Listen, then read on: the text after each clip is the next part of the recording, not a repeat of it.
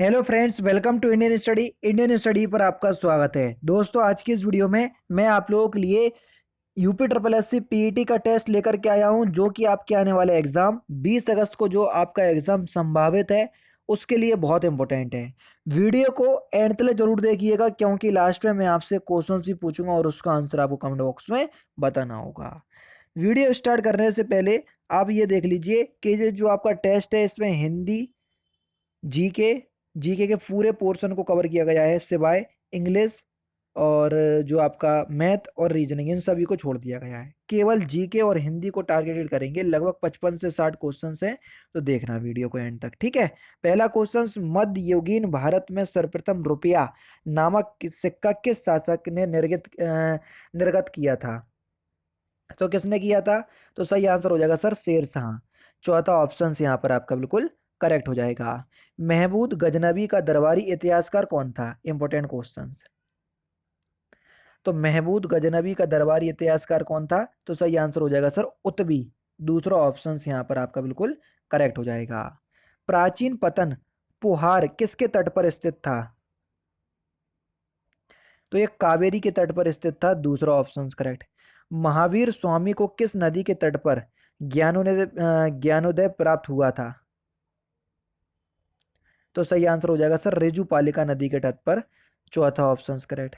राख का टीला निम्नलिखित किस नवपाषाणिक स्थल से संबंधित है?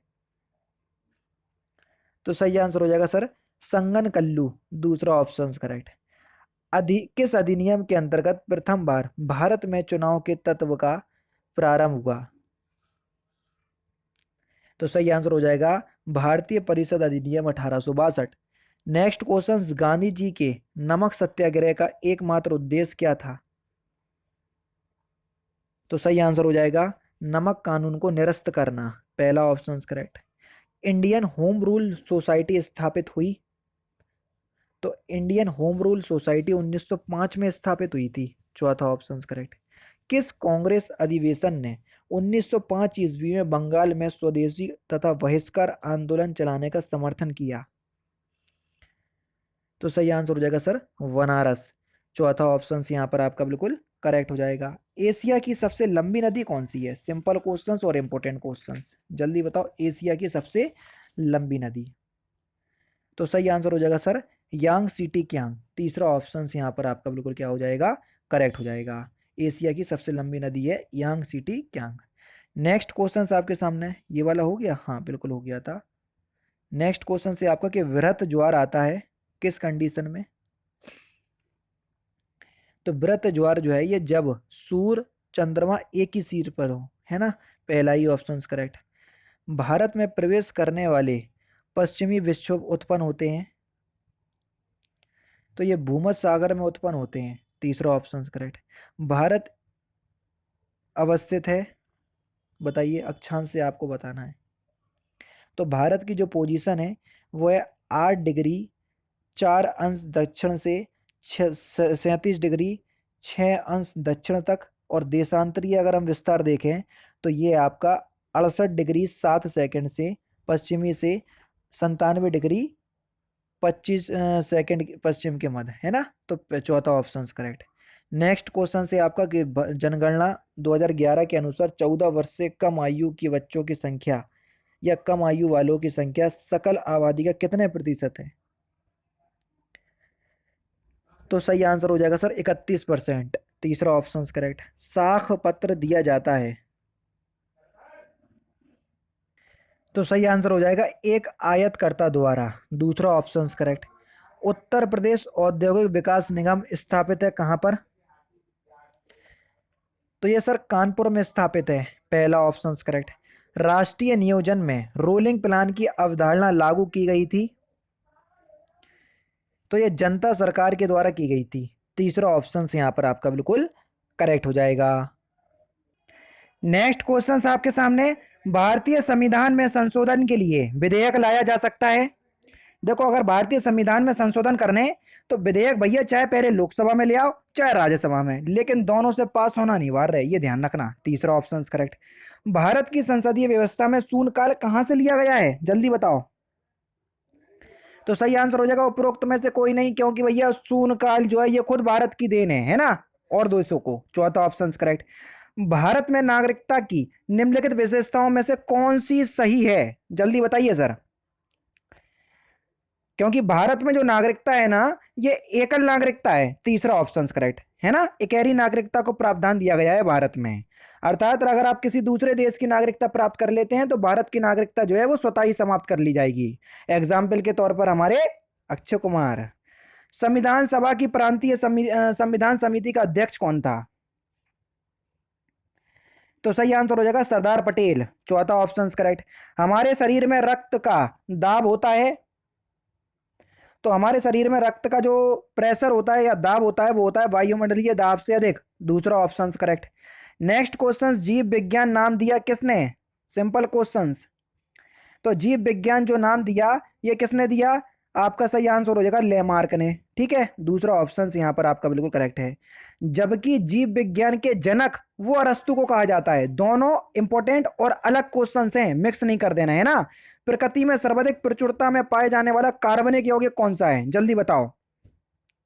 तो सही आंसर हो जाएगा सर सेल्यूलोज। और सेल्यूलोज का फॉर्मूला क्या होता है, जल्दी बताओ। C6H10O5। ठीक है, और होल में N भी होता है। फोटो वोल्टियस सेल संबंधित है किससे? तो ये सर सौर ऊर्जा से संबंधित है। पहला ऑप्शन करेक्ट।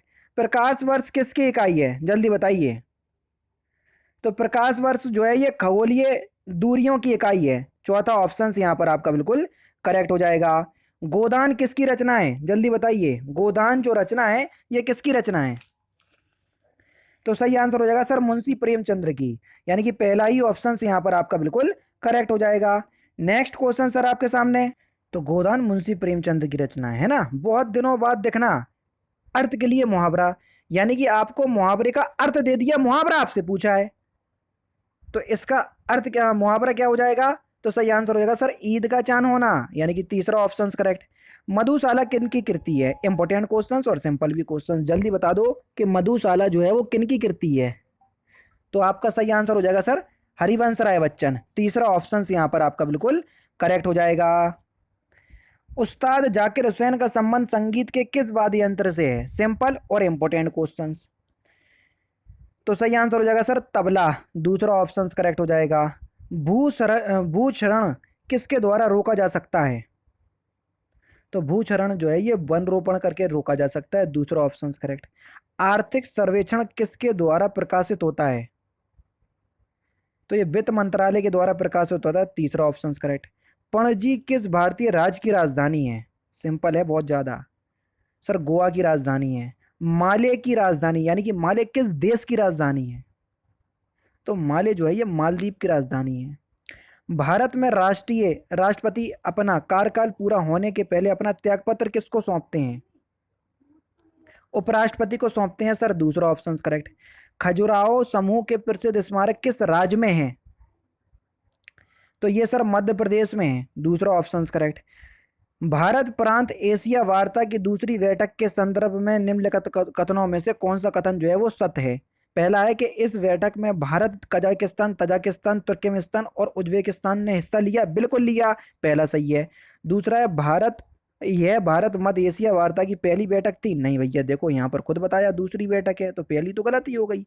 वित्त मंत्री निर्मला सीतारमण ने भारत का प्रतिनिधित्व किया। नहीं भैया, ये भी आपका बिल्कुल क्या हो जाएगा सर, कलेक्ट हो जाए गलत हो जाएगा। ठीक है ना, चलिए, यानी कि पहला ही आपका बिल्कुल सही है। तो पहला ही ऑप्शन यहाँ पर आपका बिल्कुल क्या हो जाएगा, करेक्ट हो जाएगा। ठीक है, इसमें उप विदेश मंत्री ने क्या लिया था, प्रतिनिधित्व किया था भारत का। विदेश मंत्री एस जयशंकर ने हाल ही में आयोजित अफगानिस्तान सम्मेलन 2020 में हिस्सा लिया। यह सम्मेलन आयोजित किया गया था कहां पर? तो ये जिनेवा में आयोजित किया गया था सर। दूसरा ऑप्शन यहाँ पर आपका बिल्कुल करेक्ट। शांति व विकास के लिए विश्व विज्ञान दिवस हर वर्ष मनाया जाता है, कब? तो ये सर 10 नवंबर को मनाया जाता है। विश्व एड्स दिवस कब मनाया जाता है? तो सर अगर हम बात करें विश्व एड्स दिवस की, तो विश्व एड्स दिवस जो है ये आपका 1 दिसंबर को मनाया जाता है प्रत्येक वर्ष। पहला ऑप्शन करेक्ट। अमेरिका के 49वें उपराष्ट्रपति के रूप में भारतीय मूल की कमला हैरिस ने शपथ ली। वह निम्न में से किस राज्य से संबंधित है? बहुत इंपॉर्टेंट क्वेश्चन है सर ये। तो ये तमिलनाडु से संबंधित है। चौथा ऑप्शन करेक्ट। भारत हाल ही में जिबूती आचार संहिता में बतौर पर्यवेक्षक शामिल हुआ। यह संहिता संबंधित है, तो ये हिंद महासागर क्षेत्र में समुद्री चोरी करने रोकने से है ना। चौथा ऑप्शन करेक्ट। सुभाष चंद्र बोस आपदा प्रबंधन पुरस्कार 2021 में संस्थागत श्रेणी में के पुरस्कार के लिए चुना गया है किसको? तो सतत पर्यावरण एवं पारिस्थितिकी विकास सोसाइटी को चुना गया है। तीसरा ऑप्शन करेक्ट। ऑक्सफोर्ड लैंग्वेज ने 2020 के वर्ष का हिंदी शब्द क्या नामित किया? तो सही आंसर हो जाएगा सर आत्मनिर्भरता। दूसरा ऑप्शन करेक्ट। भारतीय संविधान का कौन सा आर्टिकल या कौन सा अनुच्छेद राष्ट्रीय अनुसूचित जाति आयोग से संबंधित है? तो सही आंसर हो जाएगा सर आर्टिकल नंबर 238। ठीक है, पहला ही ऑप्शन यहाँ पर आपका बिल्कुल क्या हो जाएगा सर, करेक्ट हो जाएगा। नेक्स्ट क्वेश्चन, सेरावीक वैश्विक ऊर्जा एवं पर्यावरण नेतृत्व पुरस्कार से सम्मानित किए गए हैं कौन? तो इस क्वेश्चन का आंसर आप मुझे कमेंट बॉक्स में बताएंगे, क्योंकि ये लास्ट क्वेश्चन है। ठीक है, तो लगभग आप 50 के आसपास क्वेश्चंस थे, 50 या 55 होंगे, है ना, मैं काउंट नहीं करता हूं, लेकिन हाँ जी ज्यादातर आपका जीके का पोर्शन रहता है, बेसिकली 50-55 क्वेश्चंस आपको मिल जाएंगे। तो दोस्तों ये थे आपके कुछ यूपी ट्रिपल एससी पीईटी के लिए इंपॉर्टेंट क्वेश्चंस। वीडियो अगर आपको अच्छी लगी हो तो प्लीज दोस्तों वीडियो को लाइक और शेयर जरूर कर दीजिएगा। तो दोस्तों फिलहाल की वीडियो में तो सिर्फ इतना ही। अगर आपको वीडियो पसंद आए तो प्लीज दोस्तों वीडियो को लाइक कीजिए, शेयर कीजिए और साथ ही साथ हमारे चैनल को सब्सक्राइब करना ना भूलें, क्योंकि मैं रोजाना इसी तरह की वीडियोस आप लोगों के लिए लाता रहता हूँ। नमस्कार दोस्तों, जय हिंद, जय भारत।